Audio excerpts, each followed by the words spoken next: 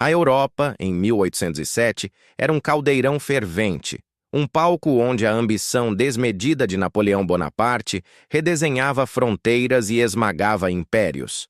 As guerras napoleônicas, como uma praga implacável, varriam o continente e a ameaça francesa pairava, sombria e inevitável, sobre cada nação que ousasse desafiar o imperador. Em meio a esse turbilhão, Lisboa, a joia da coroa portuguesa, vivia dias de angústia e terror. O medo da invasão francesa era um sussurro constante nos becos estreitos, um grito ecoando nos salões da nobreza. A vida, outrora vibrante, agora se arrastava sob a sombra de um futuro incerto. No coração desse império em perigo, a corte portuguesa era um microcosmo da crise, uma família real dilacerada entre o dever milenar de proteger seu povo e o instinto primordial de sobrevivência. De João VI, o príncipe regente, era a personificação da hesitação. Seu semblante melancólico e sua natureza indecisa contrastavam drasticamente com a força e a astúcia que a situação exigia. Ao seu lado, Carlota Joaquina, a rainha consorte, fervia em impaciência e ambição.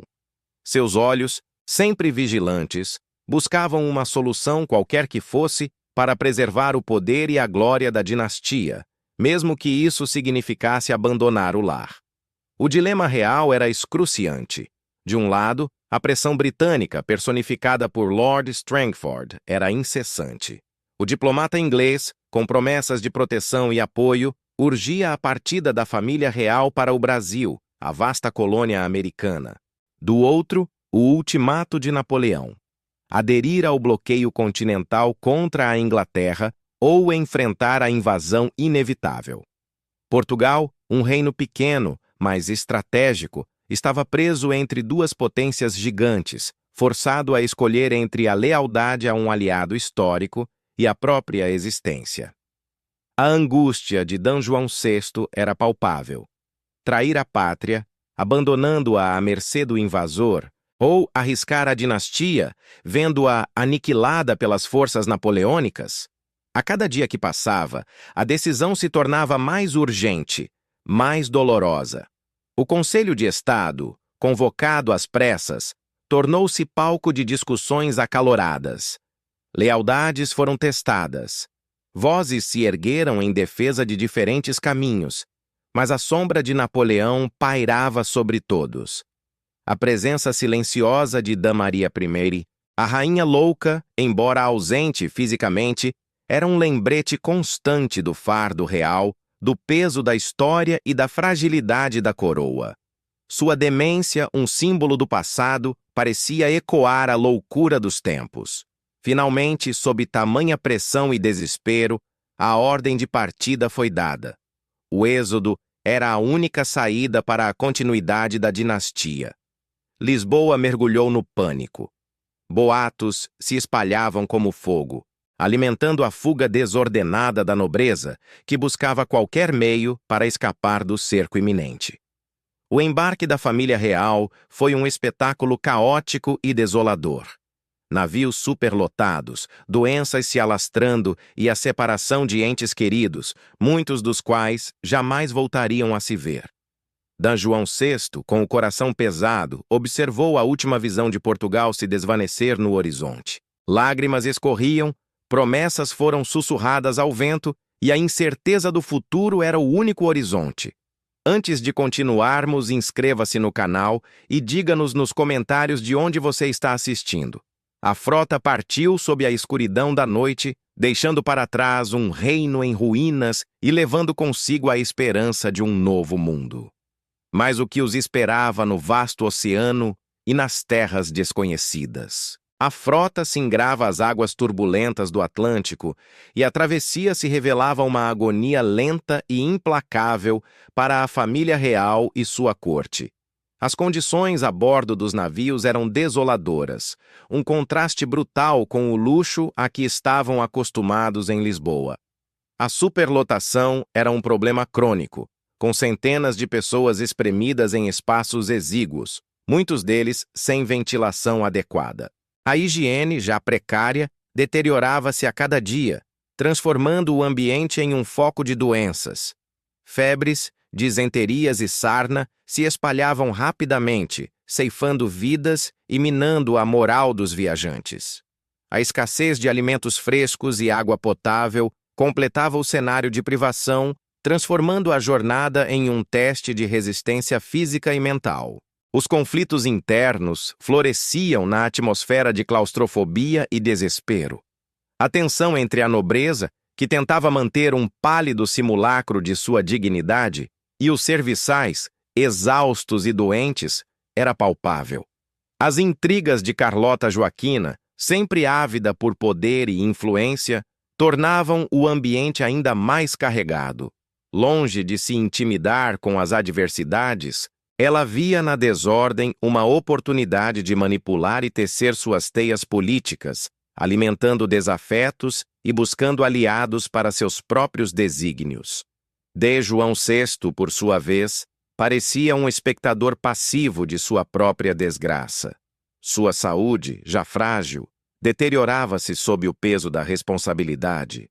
A saudade de Portugal, do lar deixado para trás, misturava-se à culpa por ter abandonado seu povo e à esmagadora responsabilidade pela coroa, agora em exílio. Os desafios do mar eram implacáveis. Tempestades violentas açoitavam os navios, balançando-os como cascas de nós em um oceano furioso. As ondas gigantescas que varriam os convéses testavam a fé e a resiliência de todos a bordo. Muitos apavorados clamavam a Deus, enquanto outros se resignavam ao que parecia ser um destino inevitável. Além da fúria da natureza, a ameaça de piratas e navios inimigos pairava constante. A vulnerabilidade da comitiva real, com seus tesouros e sua linhagem, era um convite para ataques, forçando a frota a manter-se em alerta máximo. A morte era uma presença constante. Crianças, idosos e até mesmo alguns nobres sucumbiam às doenças e às condições desumanas. Cada perda reforçava a gravidade da jornada e a incerteza de um futuro. Após semanas de tormento, a chegada foi inesperada. A frota, dispersa por uma tempestade no meio do Atlântico, ancorou na Baía de Todos os Santos, em Salvador, Bahia. O primeiro contato com a colônia foi um choque cultural. A recepção, calorosa e curiosa, contrastava com a estranheza do novo ambiente. A exuberância tropical, com suas cores vibrantes e perfumes exóticos, era avassaladora. A diversidade de raças e costumes, a mistura de africanos, indígenas e europeus, era um espetáculo que jamais haviam presenciado. Em Salvador, D. João VI tomou as primeiras decisões que moldariam o futuro do Brasil. A abertura dos portos às nações amigas, um golpe na política mercantilista portuguesa e as primeiras sementes da independência. Apesar da acolhida, Salvador era apenas uma escala. O verdadeiro destino era o Rio de Janeiro, a capital da colônia. A jornada para o Rio, em condições precárias, foi mais um teste. Finalmente, a chegada à cidade colonial revelou um contraste chocante entre a pompa da corte europeia e a simplicidade rude do Novo Mundo. A nobreza, acostumada aos palácios de Lisboa, viu-se forçada a adaptar-se a moradias improvisadas, em uma cidade que ainda carecia de infraestrutura básica. A vida se reinventava em meio ao calor úmido, aos insetos e aos costumes diferentes. A família real se estabelecia no Brasil, mas a distância de Portugal e as novas realidades começavam a moldar um destino inesperado para a colônia. Que sacrifícios seriam feitos e que legados seriam deixados? A família real havia se estabelecido no Rio de Janeiro, e a presença da corte transformou a antiga cidade colonial em algo irreconhecível. A urbanização ganhou um impulso sem precedentes. Ruas foram pavimentadas, edifícios públicos e residências nobres começaram a surgir, e a infraestrutura, antes rudimentar, foi modernizada para atender às necessidades de uma capital. A vida cultural floresceu com a vinda da missão artística francesa, que trouxe ao Brasil mestres como Debré e Tonnet, influenciando a arte e a educação.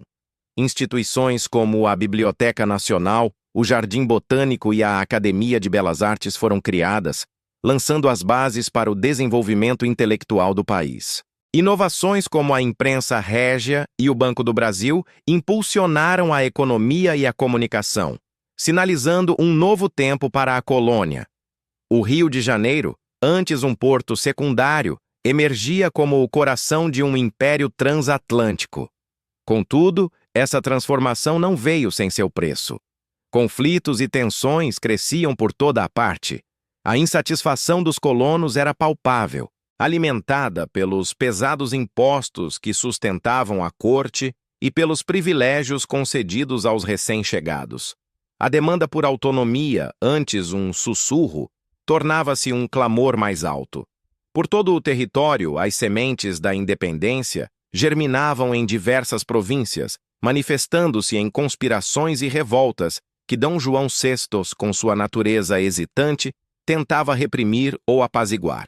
Enquanto isso, do outro lado do Atlântico, a pressão de Portugal aumentava. Com a derrota de Napoleão e a restauração da ordem europeia, a nação-mãe exigia o retorno da família real e ameaçava com a recolonização, caso o Brasil não voltasse ao seu status de colônia. D. João VI encontrava-se novamente entre a cruz e a espada.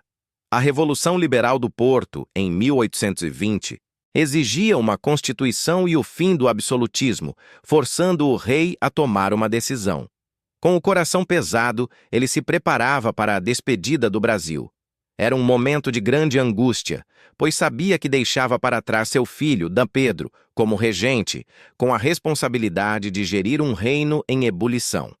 A partida de D. João VI foi um ato de sacrifício pessoal e político, um retorno a um Portugal que ele temia e que agora o esperava com exigências constitucionais. Em seu discurso de despedida, D. João teria sussurrado a D. Pedro a profética frase: Pedro, se o Brasil se separar, antes seja para ti, que me hás de respeitar, do que para algum desses aventureiros. A promessa que D. Pedro fez, fico, ressoaria como um eco da autonomia que o Brasil tanto almejava, e o destino da vasta terra estava agora em suas mãos. O legado da fuga da família real para o Brasil é um dos mais complexos e significativos da história luso-brasileira. A independência do Brasil, proclamada por D. Pedro em 1822, foi o ápice desse processo. O Grito do Ipiranga, embora um ato de D. Pedro, foi o resultado de anos de transformações iniciadas com a chegada da corte. A presença da família real no Rio de Janeiro acelerou a construção da identidade brasileira, misturando culturas e formando um povo único, com suas próprias aspirações e um senso de nação que antes não existia. A fuga, um ato desesperado para preservar a dinastia portuguesa, ironicamente, plantou as sementes da emancipação. Portugal, ao tentar manter sua colônia, acabou por perdê-la, não para um inimigo externo, mas pelas próprias mãos de seu herdeiro. A reflexão final é que D. João VI, o hesitante e melancólico monarca, ao fugir de Napoleão, garantiu a continuidade da coroa portuguesa. Mas, sem saber, ele também acelerou a transformação de uma colônia em um império, e depois em uma república. O Brasil, antes uma mera peça no tabuleiro colonial, emergiu como uma nação soberana, com um legado de transformação e autonomia que ecoa até os dias de hoje. A saga da família real de Lisboa ao Rio de Janeiro é a história de como um ato de preservação dinástica se tornou o catalisador para o despertar de uma nação, deixando uma marca indelével na história dos dois lados do Atlântico.